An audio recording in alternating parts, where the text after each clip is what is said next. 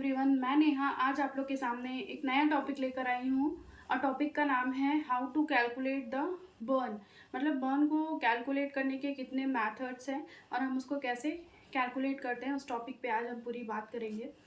पिछली क्लास में हमने ऑलरेडी पढ़ रखा है कि बर्न क्या होता है, बर्न के टाइप्स क्या क्या हैं और बर्न जो है वो कौन सा कॉमन है, कौन सा कॉमन नहीं है, किसमें ब्लिस्टर्स आते हैं, कौन सा मोस्ट पेनफुल होता है। सारी चीज़ों के बारे में ऑलरेडी हम बात कर चुके हैं। आज हम बात करेंगे method to calculate the burns. Class को शुरू करने से पहले एक motivation, find a way not a excuse. मतलब आप अपने लिए रास्ता ढूंढिए, एक्सक्यूज मत ढूंढिए। आपको अगर कोई दिक्कत हो रही है तो उस दिक्कत का आप सोल्यूशन ढूंढिए, उसके लिए रास्ता निकालिए।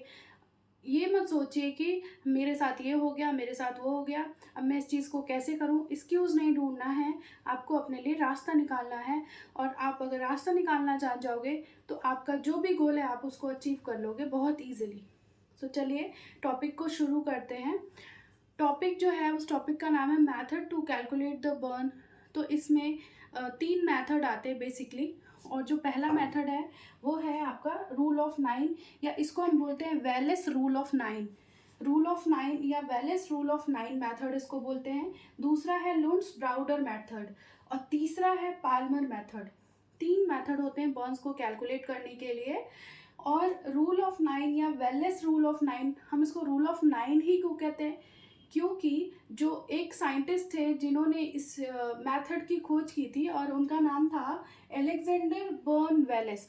एलेक्जेंडर बर्न वेलेस ने ये रूल ऑफ 9 को डिस्कवर किया था और उन्हीं के नाम पे ये रूल ऑफ 9 है, या वेलेस रूल ऑफ 9 इसको हम बोलते हैं। और इसकी जो डिस्कवरी हुई थी वो 1951 में हुई थी इस मेथड की। तो ये हम मोस्ट कॉमन मेथड होता है बर्न के केस में उस कैलकुलेट करने का। नेक्स्ट है आपका लुंड्स ब्राउडर मेथड। ये मेथड जो है बच्चों में ज़्यादातर यूज़ करते हैं। क्वेश्चन आता है एग्जाम में कि कौन सा मेथड जो है वो बच्चों में कॉमन है, तो लुंड्स ब्राउडर मेथड जो है वो मोस्ट कॉमन मेथड होता है बच्चों में। पाल्मर मेथड की अगर हम बात करें तो पाल्मर मेथड जो है वो स्कैटर्ड बर्न में, स्कैटर्ड बर्न मतलब फैला हुआ या छितरा हुआ जिसको बोलते हैं हिंदी में, ऐसे बर्न के केस में पाल्मर मेथड जो है वो काम आता है। पाम जो है वो 1% सरफेस एरिया को कवर करता है, 1 पाम। तो उसके बेस पे जो है हम इस मेथड को अपनाते हैं और बर्न्स को कैलकुलेट करते हैं। तो सबसे पहला जो रूल है हम उसके बारे में डिस्कस करेंगे, रूल ऑफ 9 या वेलनेस रूल ऑफ 9 के बारे में आज हम बात करेंगे। तो इसमें सबसे पहले वेलनेस रूल ऑफ 9 या रूल ऑफ 9 में ये हेड और नेक, ये दोनों एरिया मिला के 9% होता है। हेड और नेक मिला के 9%, one hand and one hand, दोनों हैंड मिला के 18% होगा। एक हाथ का 9% और एक हाथ का 9%। पूरा ये जो है टॉर्सो, इसको हम एक साथ बोलते हैं टॉर्सो, जिसमें कि आपका चेस्ट और एब्डोमेन दोनों आ जाता है टॉर्सो में। तो इसको कंप्लीटली मिला के हम एंटीरियर और पोस्टीरियर दोनों मिला के 36% मानते हैं। जेनाइटल रीजन जो होता है वो 1% होता है और लोअर जो एक्सट्रीमिटीज़ है वो आपका 18% होता है। 9% हम इसको डिवाइड करते हैं। इधर भी आप देख सकते हैं हेड और नेक जो है वो 9%, हेड एंड नेक जो है वो 9%, अपर एंटीरियर ट्रैक्ट 18%, दोनों ही मिला के, दोनों हाथों को मिला के 18%। टॉर्सो में चेस्ट और एब्डोमेन दोनों आता है जो कि 36% होगा, एंटीरियर और पोस्टीरियर दोनों मिला के।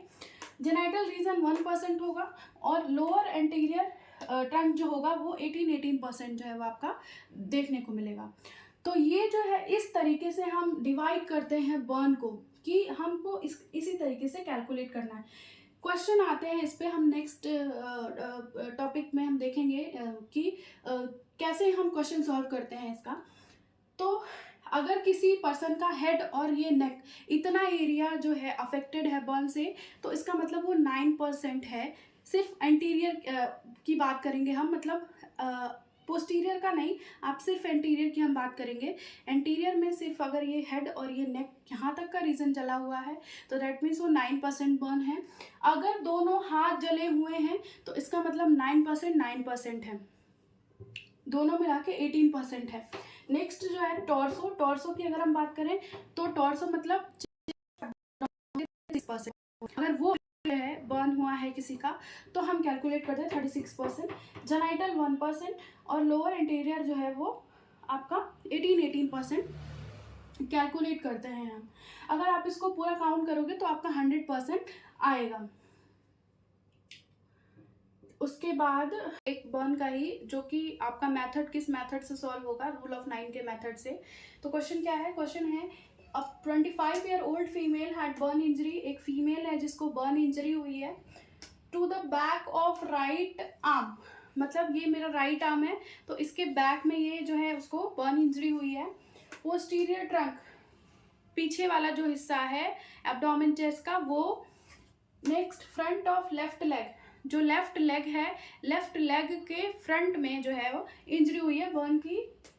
इंटीरियर हेड एंड नेक, आगे का head and neck and perineum area, ये उसका बर्न से अफेक्टेड हो चुका है। तो अब हमें बताना है कि कितना परसेंटेज जो है बॉडी अफेक्टेड हुई है। ऑप्शन है 37%, 18%, 20% एंड 36%। तो इसमें आंसर तो ऑलरेडी मैंने टिक कर रखा है, लेकिन हम इस पे बात करेंगे कि इसका सोल्यूशन है कैसे है। 37% आंसर है, तो वो आंसर कैसे है चलिए देखते हैं। तो सबसे पहले आप बैक ऑफ राइट आर्म, तो राइट आर्म हमने 9% पढ़ा हुआ था एंटीरियर पोस्टीरियर मिला के, तो ये बैक है पोस्टीरियर, तो ये कितना आएगा 4.5 आएगा। नेक्स्ट है टॉर्सो पोस्टीरियर ट्रंक, पीछे वाला पूरा मिला के एब्डोमेन चेस्ट 18%, 36% हमने देखा था कि 36% होता है, तो टॉर्सो मिला के कितना होगा 18% होगा। नेक्स्ट हम बात करेंगे फ्रंट ऑफ लेफ्ट लेग, मतलब जो लेफ्ट वाला लेग है, जो लेफ्ट लेग है उसका फ्रंट आगे वाला हिस्सा कितना होगा, तो 9% होगा, आगे और पीछे दोनों मिला के 18% होता है। प्लस पेरिनियम, पेरिनियम कितना हो गया 1%। तो इस हिसाब से अगर आप काउंट करेंगे तो आपका टोटल 37% आएगा। आप चाहो तो इस क्वेश्चन को दोबारा अपनी कॉपी में सॉल्व कर सकते हैं और आपको 37% ही आंसर मिलेगा। तो ये था रूल ऑफ 9 के अकॉर्डिंग हमारा क्वेश्चन, और इसी तरीके के क्वेश्चन देखने को मिलते हैं और इसी तरीके से आपको परसेंटेज काउंट करना होता है कि कितना परसेंट बॉडी जो है वो अफेक्टेड है। नेक्स्ट हम बात करेंगे कि इसका मैनेजमेंट क्या है, बर्न को हम कैसे मैनेज करते हैं, फ्लूइड का फॉर्मूला क्या होता है, फ्लूइड मैनेजमेंट कैसे करते हैं, इन सारी चीज़ों के बारे में नेक्स्ट टॉपिक पे हम बात करेंगे। तब तक के लिए आप जो है पढ़ते रहिए और खुश रहिए, और एक दिन ना एक दिन सिलेक्शन आपको ज़रूर मिलेगा। निराश नहीं होना है, बिल्कुल भी ये सोच के नहीं बैठना है कि इतने दिन से पढ़ाई कर रहा हूँ नहीं हो रहा है, नहीं हो रहा है, हो जाएगा। आप बस कंटिन्यूस करते रहिए, और कोई भी वैकेंसी आ रही है तो आप उसको ज़रूर फिल करिए, ताकि आपका लेवल आपको पता चले कि आप किस लेवल पे तैयारी कर रहे हैं। So thank you so much.